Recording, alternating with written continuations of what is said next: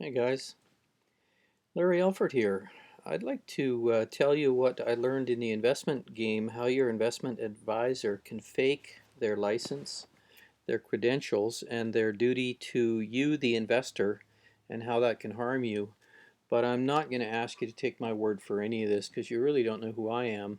I'm going to suggest we listen to this gentleman and we'll take a few minutes of his speech to the American Association of Retired Persons in 2015. We'll have a listen.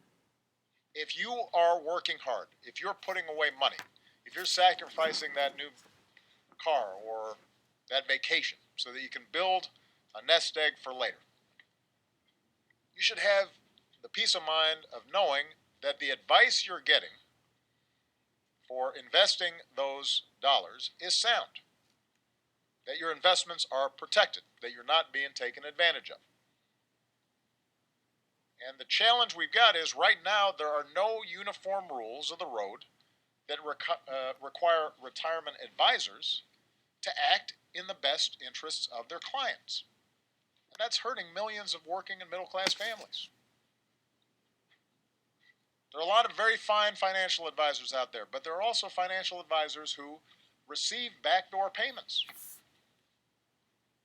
or hidden fees for steering people into bad retirement investments that have high fees and low returns. So what happens is these payments, these inducements, incentivize the broker to make recommendations that generate the best returns for them, but not necessarily the best returns for you. They might even recommend investments with worse returns simply because they get paid to recommend those products. You've done the right thing. You've worked hard. You've saved what you could. You're responsibly trying to prepare for retirement. But because of bad advice, because of skewed incentives, because of lack of protection, you could end up in a situation where you lose some of your hard-earned money simply because your advisor isn't required to put your interest first. And the truth is most people don't even realize that's happening. So today I'm calling on the Department of Labor to update the rules and requirements that retirement advisors put the best interests of their clients above their own financial interests. It's a very simple principle. You want to give financial advice, you got to put your client interest first. And if your business model rests on taking advantage, bilking hardworking Americans out of their retirement money, then you shouldn't be in business. That's pretty straightforward. Okay, so we go from Obama to Arianna Huffington writing in 2010 talking about the West Virginia mining disaster and the financial crisis having the same root cause. I'm going to try to get to root causes in this video.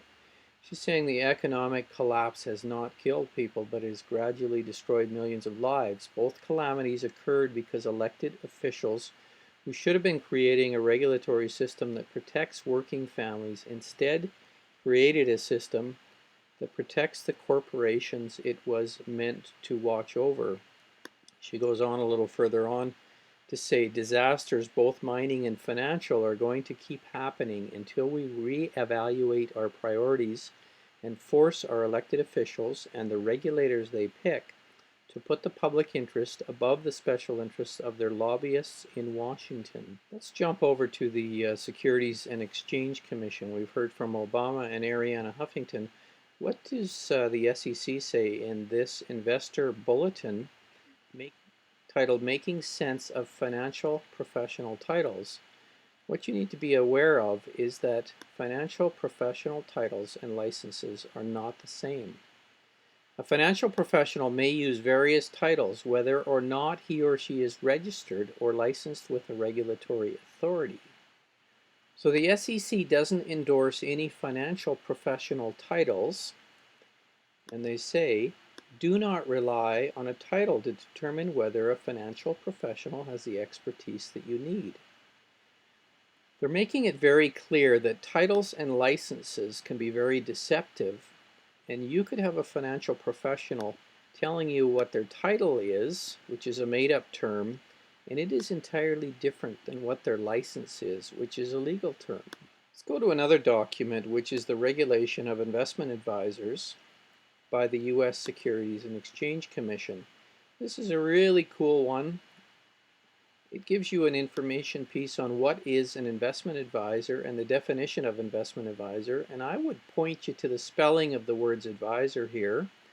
That's pretty key when you're looking at this stuff. And then you jump ahead to page 4, and the exclusions from the definition is really interesting. There are several exclusions from the investment advisor definition.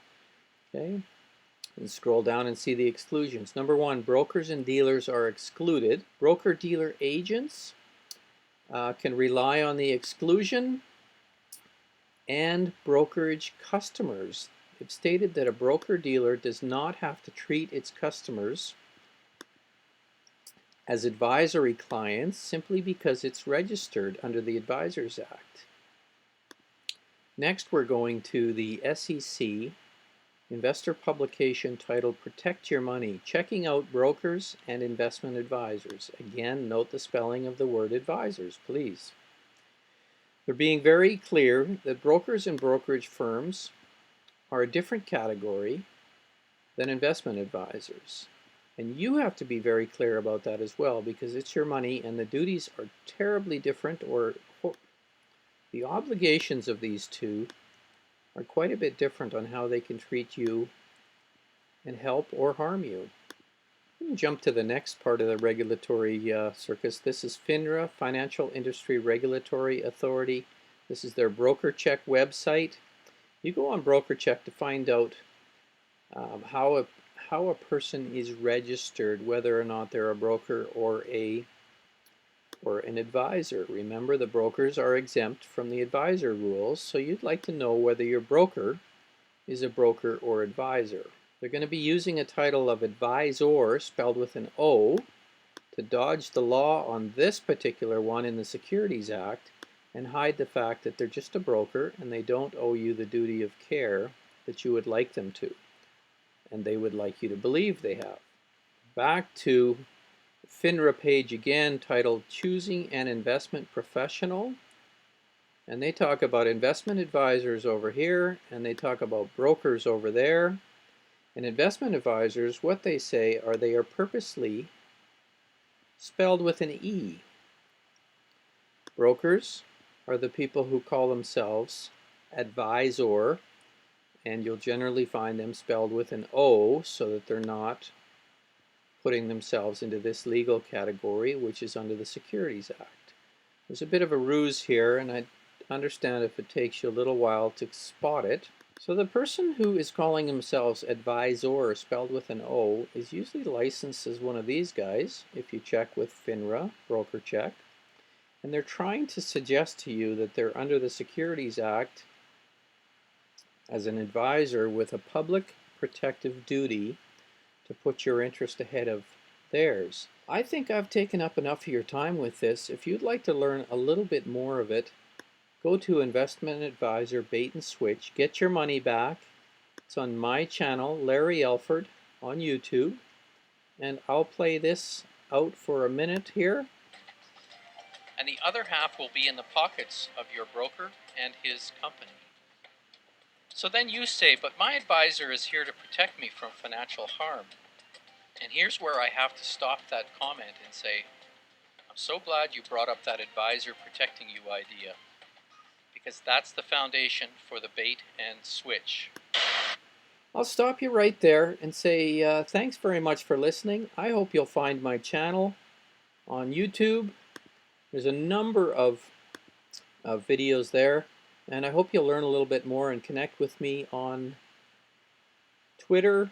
Your financial advisor is fake, an undisclosed dual agent, investment advisor deception, SEC regulations, etc., etc.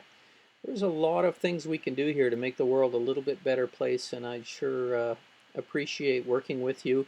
Facebook, Twitter, find me, let's talk.